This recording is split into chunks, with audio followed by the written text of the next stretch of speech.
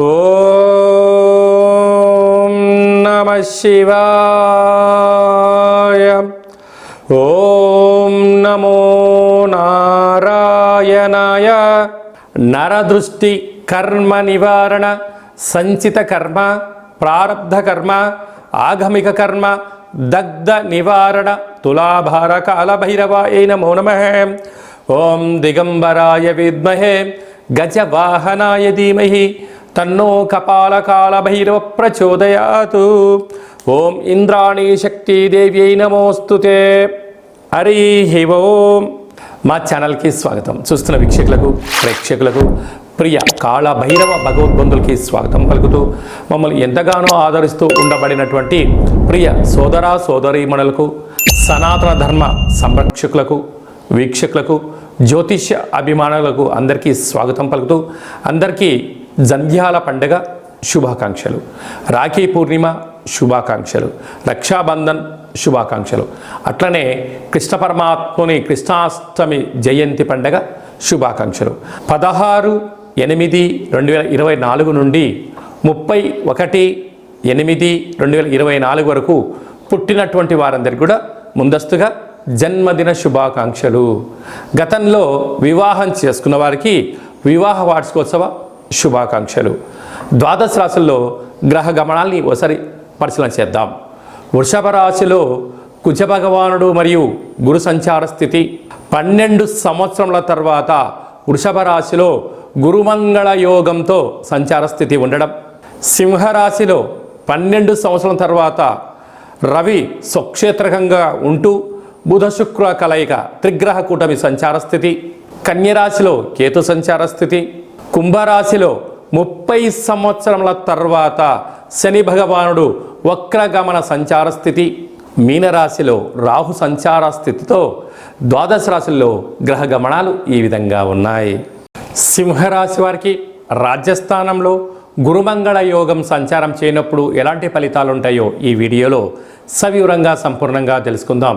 సింహరాశిలో ఏ నక్షత్రాలు వస్తాయనగా మఖా నక్షత్రంలోని 4 పాదాలు, పుబ్బా నక్షత్రంలోని 4 పాదాలు, ఉత్తరా నక్షత్రంలోని 1 పాదం కలిపితే సింహరాశి అవ్వడం జరుగుతుంది.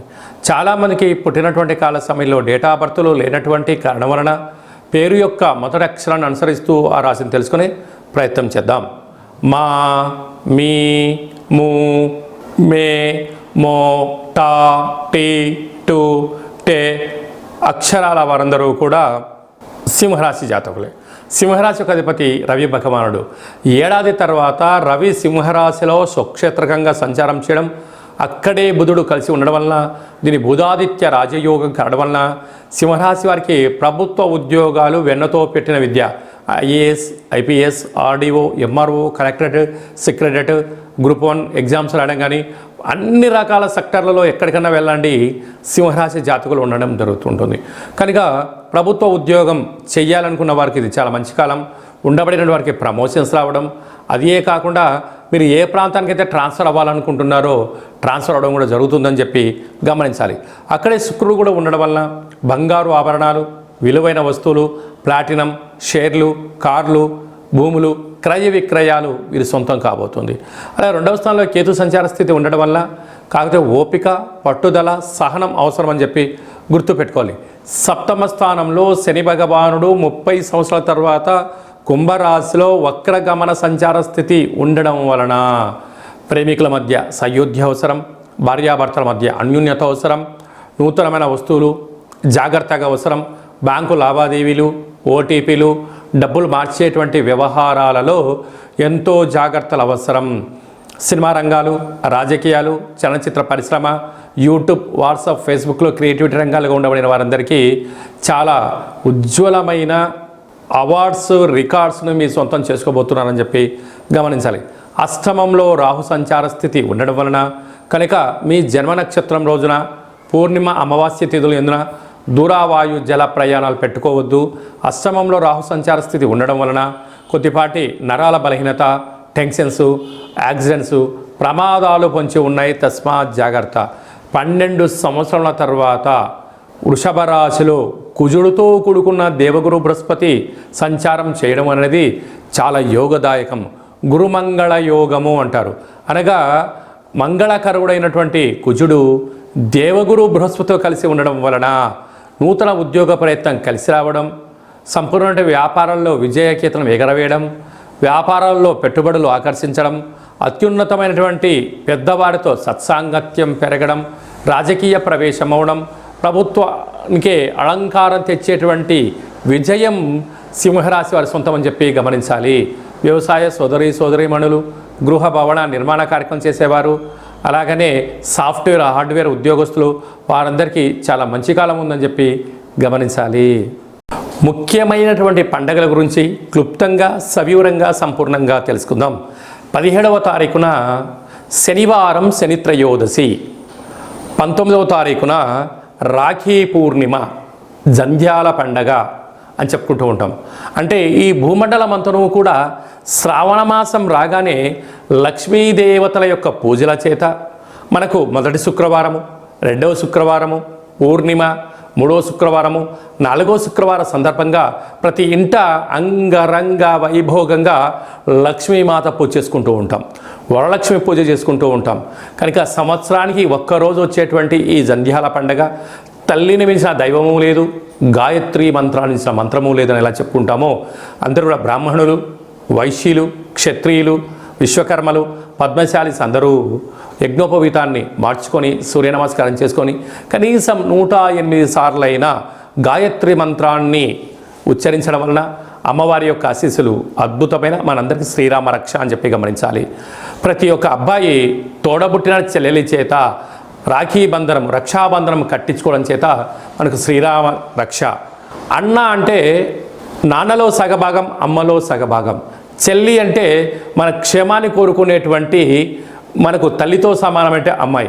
కనుక అమ్మాయితో మనము బొట్టు పెట్టించుకొని కంకణం కట్టించుకొని రక్షాబంధనం చేయించుకోవడం వలన మన కుటుంబానికి శ్రీరామ రక్ష అని చెప్పి మనము గమనించాలి.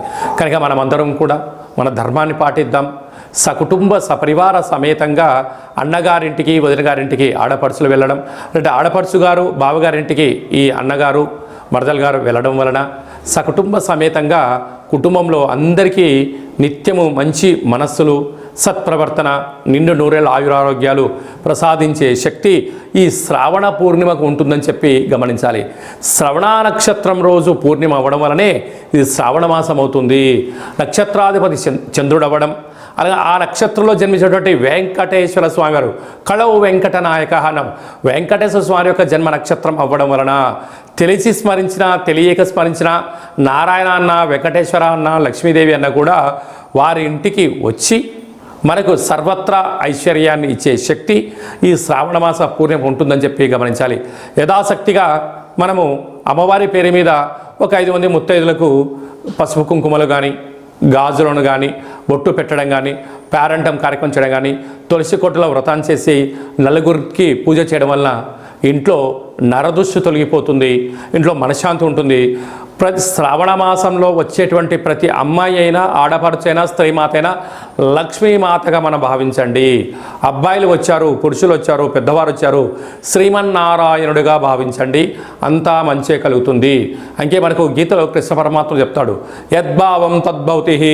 నువ్వు ఏ మనసుతో చూస్తావో వాళ్ళు మనకు ఆ రూపంలో కనపడతారట. కనుక ఈ స్త్రీమాతలందరినీ కూడా లక్ష్మీ రూపంగా భావించండి. యథాశక్తిగా చారే చీరే, పసుపు కుంకుమలు, గాజులను ఏర్పాటు చేయండి. మన ఇంట లక్ష్మీదేవి తాండవం మారుతుందని చెప్పి గమనించాలి. అలాగనే మనకు 26వ తారీఖున శ్రావణ మాస బహుళాష్టమి, శ్రీకృష్ణ జన్మాష్టమి, కృష్ణ పరమాత్మను జయించినటువంటి పర్వకాలము. కనుక మనమందరము కూడా ప్రతి ఇంట్లో సింహద్వారం దగ్గర నుండి లేక తులసి కోట దగ్గర నుంచి ఇంట్లోకి ఒక 27 అడుగులు కృష్ణుడి యొక్క పాదాలను వేయండి. కృష్ణ పరమాత్మునికి తులసితో అర్చించండి. స్వామివారి యొక్క ఆశీస్సులు కలుగుతాయి.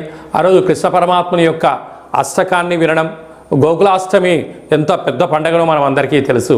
అలాగా చక్కెర పొంగలని పాయసంతో ఉన్న పదార్థాన్ని నైవేద్యం పెట్టడం, వెన్న ముద్దను ఏర్పాటు చేయడం, మన యొక్క అబ్బాయిలకు కానీ అమ్మాయిలకు కానీ చిన్నపిల్లలకు కృష్ణుడి యొక్క అలంకరణ చేసి దైవం మానుష రూపేణ అంటే చిన్నపిల్లలు దైవంతో సమానం అని చెప్పి మనం గమనిస్తూ ఉంటాం. వాళ్ళకి అలాంటి అలంకరణ చేసి వారికి సంపూర్ణమైన తృప్తికరమైన ఆహారం పెట్టడం వల్ల కృష్ణ పరమాత్ముడే మన ఇంటికి వచ్చాడా అన్నట్టు కళ ఉంటుందని చెప్పి గమనించాలి. కనుక మనమందరం కూడా భగవంతుణ్ణి సేవ చేద్దాం. కష్టాలు రాకుండా ఉండేదానికన్నా ఎంతటి కష్టం వచ్చినా దాన్ని అధిగమించే ధైర్యాన్ని ప్రసాదించమని భగవంతుని కోరుకుందాం. అలాగనే శ్రావణ మాసంలో కపాళకాళ భైరవ స్వామి యొక్క పూజ, స్మరణ, కూష్మాండ దీపము, సౌభాగ్య ముడుపు కట్టడం వలన మనకు అద్భుతమైనటువంటి కాలాన్ని శాసింపజేసే శక్తి కాలభైరవుడికి ఉంటుందని చెప్పి గమనించాలి. కనుక వీలైతే ఇంట్లో చేసుకోండి, కుదరలేదు ఈ కేంద్రమును సంప్రదించినట్లయితే మన యొక్క దేవాలయంలో శుద్ధాష్టమి, బహుళాష్టమి, పూర్ణిమ, అమావాస్య సందర్భంగా కాళభైరవ స్వామి వారికి అభిషేకము, అర్చన, హోమము, కూష్మాండ దీపము, సౌభాగ్య ముడుపు కట్టడం జరుగుతుంది. కనుక మనం అందరము కూడా పూజలో పాల్గొందాం. పూజ కార్యక్రమం అంతా కూడా మీకు వాట్సాప్ కాల్ ద్వారా ప్రత్యక్ష ప్రసారాన్ని కూడా చూపించడం జరుగుతుంది, గమనించగలగాలి.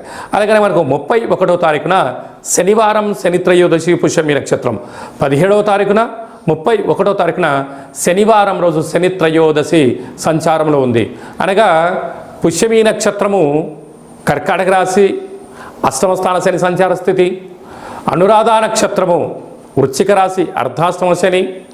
ఉత్తరాభాద్ర నక్షత్రము మీనరాశికి ఏలనాటి శని.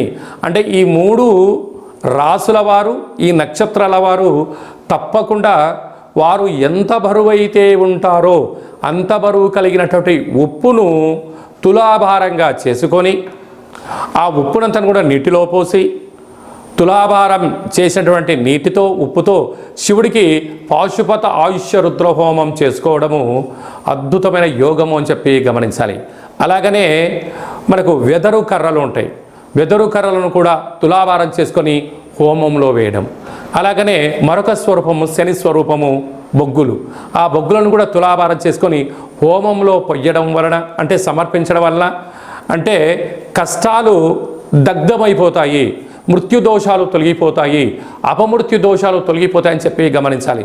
అంటే భగవంతుడికి ఆ యొక్క శనైశ్చర స్వామి వారికి తైలాభిషేకం అన్నా, లేకపోతే ఆ నూనెను తులాభారం చేసుకొని హోమంలో వేయడం కానీ, దీపాన్ని వెలిగించడం కానీ, ఉప్పును తులాభారం చేసుకొని నీటిలో పోసి శివుడికి రుద్రాభిషేకం చేయడం కానీ, ఆ వెతరు కర్రలతో తులాభారం చేసి హోమంలో వేయడం కానీ, ఈ బొగ్గులను అంటే కష్టకాలంలో ఉన్నప్పుడు ఆ వ్యక్తి పిచ్చోడిలాగా ఇబ్బందిగానే పడుతూ ఉంటాడు. అలాంటి బొగ్గులను తులాభారం చేసి హోమంలో వేయడం వలన కష్టాలకు ఫుల్ స్టాప్ చెప్పి ఐశ్వర్యానికి స్వాగతం పలుకుతారని చెప్పి గమనించాలి. ఒక్క చిన్న విధి విధానాన్ని మీ యొక్క ప్రాంతంలో ఉండబడినటువంటి శివాలయంలో వెళ్ళి ఈ కార్యక్రమాన్ని చేసుకునే ప్రయత్నం చేయండి. ఈ యొక్క 3 నక్షత్రాలు, శని నక్షత్రాలు శని ప్రభావ సంచార స్థితితో దోషంలో ఉన్నాయని చెప్పి గమనించాలి. అలా కుదరకపోతే ఈ కింద నెంబర్ సంప్రదించినట్లయితే మీకంతను కూడా ఈ కార్యక్రమాన్నంతా కూడా మీరు వస్తే మిమ్మల్ని కూర్చోబెట్టి తులాభారం చేయించి హోమంలో ఈ కార్యక్రమాలని పదార్థాలను సమర్పించడం జరుగుతుంది. రాలేనటువంటి వారికి వాట్సాప్ కాల్, వీడియో కాల్ ద్వారా తులాభారం చేయించి హోమం చేయించడం జరుగుతుంది. కనుక ఆసక్తి గల వారందరూ కూడా ఈ శనిని భగవంతుని యొక్క కృపా కటాక్ష వీక్షణ పొందడం కోసం ఒక చిరు ప్రయత్నంగా భావించండి. ఇంకనూ మనం విజయం సాధించగలగాలి అన్నట్లయితే ఈ యొక్క పాత్ర కంచు పాత్ర. ఈ యొక్క పాత్రలో మనకు 12 రాసులు అచ్చు వేయడం జరుగుతుంది. కనుక ఈ యొక్క పాత్రను ప్రతిరోజు మనం ఇంట్లో పూజా మందిరంలో పెట్టుకొని పూజ చేసిన తదనంతరము ఇలా ఒక్కసారి శబ్దం చేసినట్లయితే ఓం అనేటువంటి ఓంకార శబ్దం రావడం జరుగుతుంటుంది. ఈ యొక్క శబ్దాన్ని ఒకసారి చూడండి.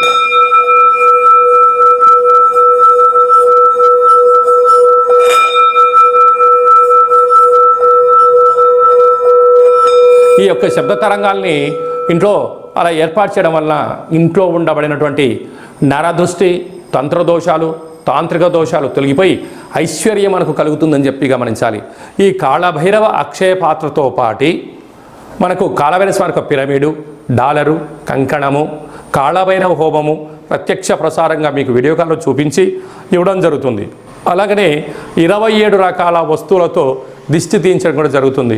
కనుక ఆసక్తి గలవారు ఈ కింద నెంబర్ సంప్రదించి అక్షయ పాత్రను సొంతం చేసుకోగలరు. మీ వ్యక్తిగత జాతకం తెలుసుకోవాలనుకుంటున్నారా? మీ పేరు, పుట్టినటువంటి కాల సమయంలో తేదీ, నెల, సంవత్సరం, సమయం రాసి మీరు వాట్సాప్లో పంపించగలిగినట్లయితే 100 సంవత్సరాల జాతకాన్ని సంపూర్ణంగా సవివరంగా అచ్చ తెలుగులో రాసి పంపించడం జరుగుతుంది. మీరు పుట్టినప్పుడు గ్రహ గమనాలు ఎలా ఉన్నాయి, ప్రస్తుత కాలమాన ప్రకారంగా ఎలా ఉంటున్నాయి, భవిష్యత్తులో ఎలా ఉండబోతున్నాయో సవివరంగా కూడా మీకు తెలియజేయడం జరుగుతుంది.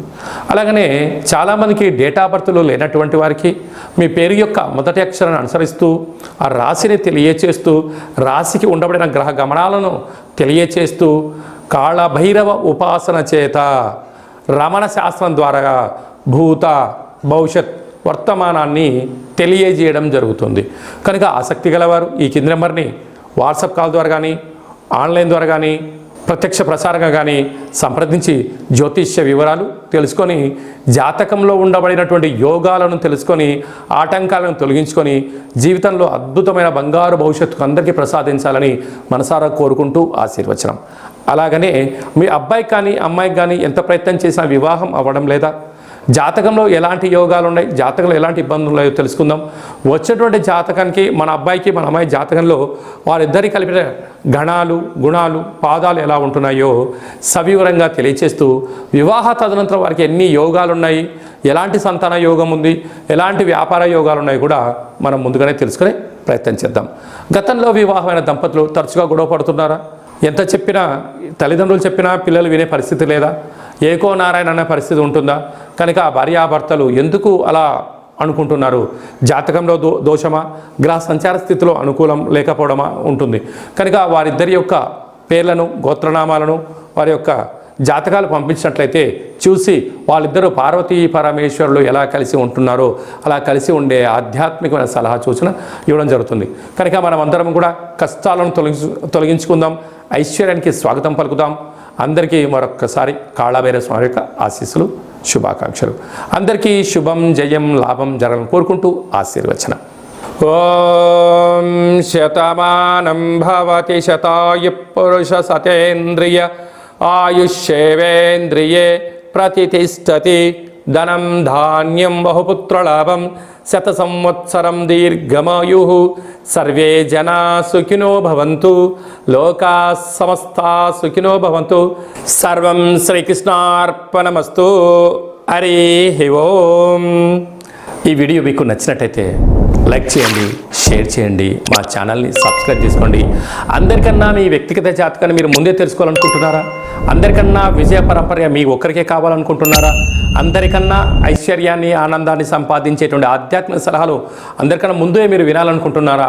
అయితే గంట సింబల్ ప్రెస్ చేయండి, ఆలన బటన్ కూడా తెలియచేయండి. మీరు ఎవరి క్షేమాన్ని అయితే కోరుకుంటున్నారో, మీ క్షేమాన్ని ఎవరైతే కోరుకుంటున్నారో వారందరికీ ఆధ్యాత్మికమైనటువంటి వీడియోని షేర్ చేసి భగవంతుడి యొక్క ఆశీస్సులు పొందగలరు.